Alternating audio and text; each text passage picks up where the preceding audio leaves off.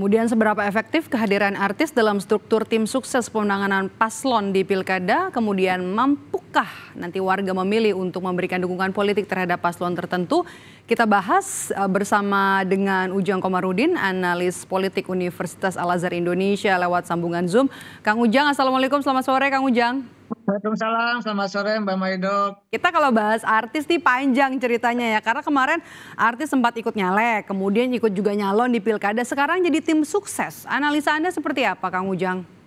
Ya, hari ini kan industrinya industri pencitraan ya, industri buzzing, industri key opinion leader, industri influencer. Jadi suka tidak suka, senang tidak senang, partai politik katakanlah mengkapitalisasi ya para influencer, para artis itu untuk bisa menjadi tim sukses, dan itu menjadi sebuah kebutuhan di industri pencitraan yang luar biasa tinggi di Indonesia ya. Bagaimana masyarakat gandrung ya, sangat suka, sangat senang orang-orang yang populer ini ya. Ya, maka itu digunakan oleh partai politik untuk bisa menjadi tim sukses, dan itu tidak salah, dan memang kebutuhannya seperti itu.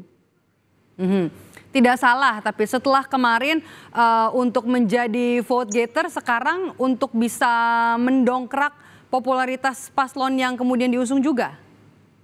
Ya, tentu kan begini, dalam konteks mendongkrak popularitas mungkin iya gitu ya. Artis yang memiliki popularitas tinggi gitu bisa membantu menaikkan citra atau popularitas dari kandidatnya. Tetapi apakah bisa dikonversi menjadi suara gitu? Apakah bisa dikonversi sebelumnya menjadi elektabilitas? Ini yang harus diuji. Ini agak sulit, agak berat. Karena kalau kita bicara konversi popularitas ke elektabilitas, ini lain ceritanya. Populer itu belum tentu dipilih. Oleh karena itu tugas dari influencer tadi sebagai tim sukses adalah memastikan bukan hanya untuk menaikkan popularitas dari kandidat yang didukungnya, tetapi di saat yang sama juga untuk bisa menaikkan elektabilitas. Karena sesuatu yang berbeda antara popularitas dengan elektabilitas. Tadi yang populer, popularitasnya tinggi, belum tentu dipilih. Nah, oleh karena itu kalau ingin menang, kalau ingin dipilih oleh warga masyarakat, tugasnya ya tadi memastikan popularitasnya tinggi bagi kandidatnya, di saat yang sama memastikan pula elektabilitasnya agak tinggi begitu. Oke, karena ini langkah ini diambil kemudian menggandeng artis menjadi tim sukses, apakah karena faktor juga mungkin waktu kampanye yang singkat, atau juga karena kalau kita lihat nih dari salah satu pasangan calon di Pilkada Jakarta saja, sebut saja Ridwan Kamil begitu ya, ada 15 partai politik di belakang mereka, sehingga kalau misalnya sulit untuk orang dari parpol, mungkin ketua umum atau perwakilan dari 15 parpol, susah untuk urung rembuk siapa yang kemudian menjadi tim sukses, mungkin salah satu jalan keluarnya adalah dengan influencer begitu, atau dengan artis begitu, agar lebih adil begitu lah kita katakan untuk para partai politik yang ada di belakangnya. Ya, kalau saya lihat data ya, kurang lebih 51% pemilih Jakarta itu kan anak muda ya, pemilih muda. Nah, ini kan pendekatannya memang pendekatan influencer, pendekatan key opinion leader, pendekatan orang-orang yang populer. Maka jalan instannya ya, jalan singkatnya adalah tadi menjadikan para artis itu, mereka yang sangat populer itu menjadi tim sukses. Karena tadi waktu yang singkat, sebuah kebutuhan juga, dan di saat yang lama ya mereka mudah untuk katakanlah mengidentifikasi kandidatnya dengan menarik para influencer menjadi artis itu. Jadi disitulah sebenarnya pertarungan strategi ketika melihat potensi dari pemilihnya adalah kalangan anak muda 50% lebih, bayangkan. Oleh karena itu ya itu adalah kecerdasan dari partai politik untuk bisa menjadikan katakanlah orang-orang populer, artis-artis terkenal, artis-artis yang memang digandrungi oleh masyarakat untuk menjadi ketua tim suksesnya. Dan itu sebagai sebuah kebutuhan yang saya katakan di awal tadi. Oke.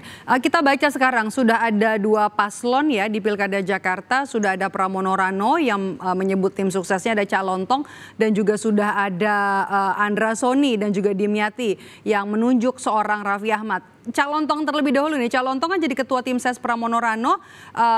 Pihak Pramono Rano atau kubu Pramono Rano bilang kalau Cak Lontong ini sudah terlibat di politik sejak 2014.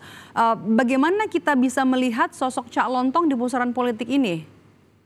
Ya, kalau kita lihat tidak aneh ya, tidak heran kalau artis tadi ya terjun di politik, walaupun memang ada yang sudah lama, ada yang baru. Tetapi kalau kita lihat guyonan-guyonan Cak Lontong ya banyak juga yang katakanlah yang tadi cerdas, yang itu bisa menjadi sebagai faktor bahwa dia memang lama juga menggeluti politik, tapi politiknya bukan politik praktis.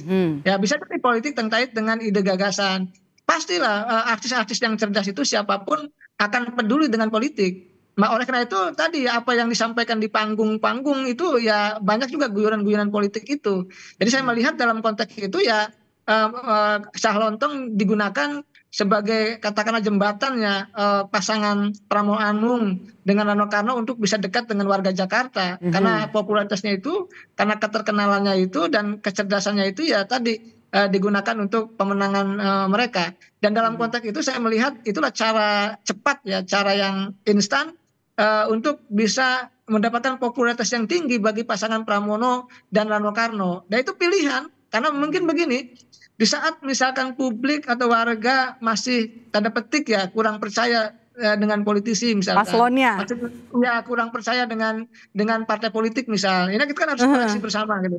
Nah maka pilihan artis adalah menjadi pilihan alternatif yang memang dilakukan tadi diminta oleh partai politik untuk membantu partai politik kan, termasuk membantu untuk memenangkan paslonnya di pilkada. Jadi kolaborasi saja, kolaborasi saling mengisi, kekurangan partai politik itu diisi oleh para influencer, dan itu menjadi sinergi yang menurut saya bagus saja. Yang penting nanti ada ide gagasan yang disampaikan begitu.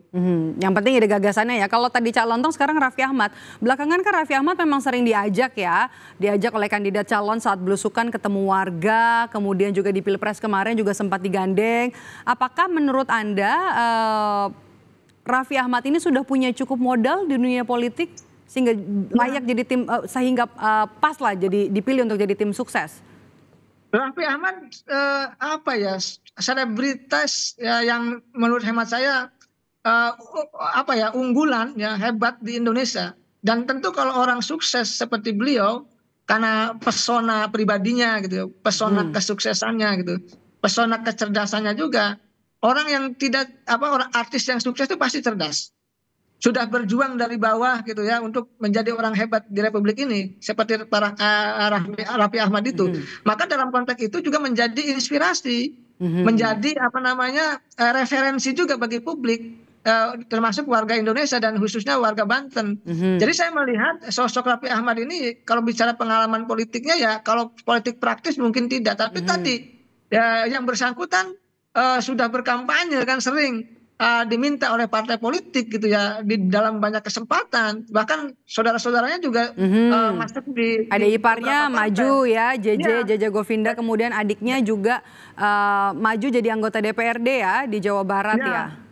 Daya pikat itulah sebenarnya yang digunakan oleh Kim ya, menurut hemat saya ya, untuk bisa berkampanye mendongkrak popularitas dan elektabilitas dari pasangan Pak Andra Soni dan Pak Dimyati.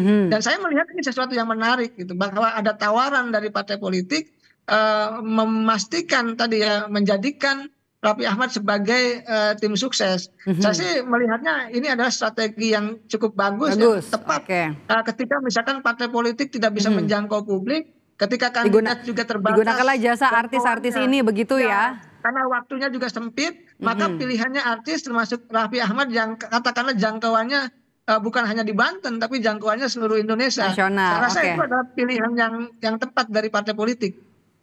Kang Ujang, Andra Soni ini yang menarik. Andra Soni kan bilang kalau kehadiran Raffi jadi tim sesnya mereka ini memperbesar peluang untuk menang. Seberapa besar peluangnya?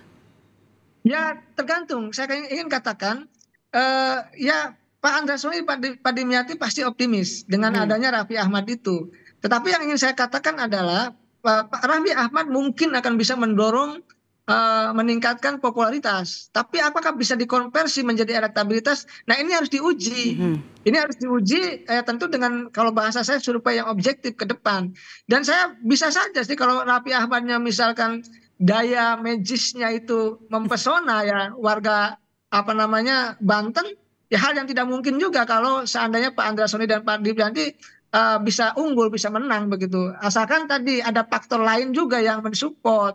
Tidak mungkin hanya mengandalkan Raffi Ahmad semata, tetapi ada variabel yang lain untuk mesin politik partai juga harus kerja. Ya, mesin politik partai, relawan, lalu juga mohon maaf logistik, ya kan. Jadi banyak faktor untuk bisa memenangkan pasangan Andra Sony dan Pak Dimyati. Tapi faktor Raffi Ahmad adalah salah satu faktor untuk bisa mereka optimis untuk bisa menang begitu. Jadi salah satu strategi yang dikatakan cukup baik ya, langkah yang cukup baik untuk nanti bisa diambil di dalam waktu kampanye yang singkat untuk menjadikan artis atau selebritas atau influencer sebagai bagian dari tim sukses para calon kepala daerah. Apakah kemudian popularitas bisa nanti dikonversi menjadi elektabilitas? Terima kasih sudah bergabung bersama kami, Kang Ujang dari Universitas Al Azhar Indonesia. Saya selalu Kang Ujang.